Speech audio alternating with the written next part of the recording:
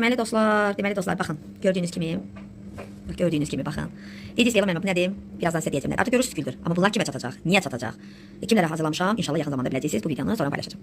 Dostlar, baxın bunları bax belə paketləyirəm. Belə keçən. Salam, sabahınız xeyir, necəsiz, yaxşı olasınız. Artıq güllərim hazır və bu güllər kimə çatacaq inşallah görəcəksiniz. Kızları, anaları, nənələri. Amma analar göz adına təbrik etmək istəyirəm. Bu göndərəcəyimi, sizə verəcəyimi aparıb verəcəksiniz analarınıza. Və bəli, onu da verəndə istəyərdim ki, xoş gözləriniz, nə deyəcəklərini çəkib mənə atasınız. Yaxşı, bir paylayacağım. Şabat, bunlar mənim öz əl işlərimdir. Hərəsində film verəcəm. Yəni ayıqda mənim bacım da var, anam da yox, analarda verəcəm. Çünki həqiqətən də analarım sizə görə çox əziyyət çəkir.